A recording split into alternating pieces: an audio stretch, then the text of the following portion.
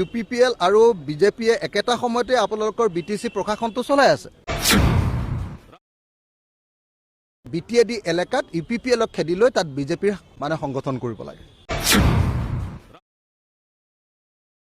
এটোৱে হ'ল বিজেপি দলৰ নীতি। অসম গণ পৰিষদৰ লগত তেওঁলোকে পঞ্চায়ত নিৰ্বাচন একেলগতে নেখেলে।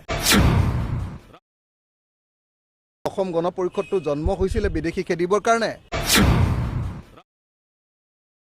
অসম গণ পৰিষদ আৰু UPPL দুইটা দলকে এনেকে লাট মাৰিছে বিজেপিয়ে। লাট মৰাৰ পাছতো কিন্তু প্ৰমোদ বড়োৱে একো ক'ব নোৱাৰে,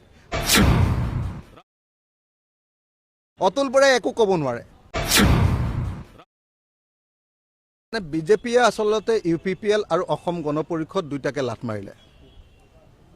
আৰু সদায় ডাঙৰ পাৰ্টিবিলাকৰ এইটোৱে স্বভাৱ, যেতিয়া যি সময়ত প্ৰয়োজন সেই সময়ত খটুৱাই, আৰু যি সময়ত তেওঁলোকৰ অৱস্থা ভাল হৈ যায় বা যি সময়ত তেওঁলোকে ক্ষমতাত থাকে সেই সময়ত লাট মাৰি দিয়ে।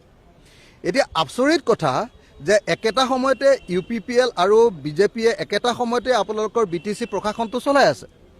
এতিয়া যেতিয়া ইলেকশ্যন আহিলে হঠাতে কৈ দিলে যে আমি UPPLৰ লগত ইলেকশ্যন নেখেলোঁ, কেলে গোটেই BTAD এলেকাত UPPLক খেদি লৈ তাত বিজেপিৰ মানে সংগঠন কৰিব লাগে। এইটোৱে হ'ল বিজেপি দলৰ নীতি, এইটোৱে হ'ল তেওঁলোকৰ মিত্ৰতাৰ ধৰ্মৰ প্ৰতি থকা তেওঁলোকৰ অশ্ৰদ্ধা।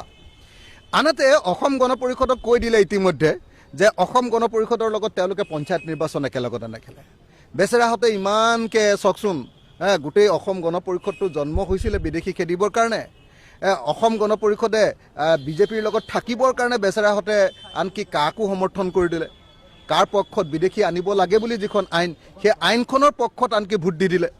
বেচেৰাহঁতে গোটেই নিজৰ আদৰ্শ, নিজৰ আঞ্চলিকতাবাদ, নিজৰ জাতীয়তাবাদ, অতুল বৰা, কেশৱ মহন্ত সকলোৱে পৰিত্যাগ কৰি দিলে। পৰিত্যাগ কৰি দিয়াৰ পাছত এতিয়া হঠাতে কৈ দিলে, এতিয়া হঠাতে বিজেপিয়ে কৈ দিলে, যেতিয়া ক্ষমতা পূৰা শক্তিশালী হৈ আছে তেওঁলোকে, তেতিয়া বিজেপিয়ে কৈ দিলে যে নাই নাই নাই আমি পঞ্চায়ত নিৰ্বাচন অসম গণ পৰিষদৰ লগত নেখেলোঁ। গতিকে অসম গণ পৰিষদ আৰু UPPL দুইটা দলকে এনেকৈ লাট মাৰিছে বিজেপিয়ে। আৰু সেই লাট মৰাৰ কাৰণে, লাট মৰাৰ পাছতো কিন্তু অতুল বৰাই একো ক'ব নোৱাৰে, প্ৰমোদ বড়োৱে একো ক'ব নোৱাৰে। বৰং মই আপোনালোকক কৈছোঁ যে যেতিয়া লাটটো খাই আছে নহয়, লাটটো খাই থাকোঁতে অতুল বৰাই ভাবি আছে যে বৰ ধুনীয়া লাট দিছে দেই, মোক আৰু এটা লাট দিয়া হ'লে ভাল আছিলে। এনেকুৱা ধৰণৰ হৈ আছে পৰিস্থিতি।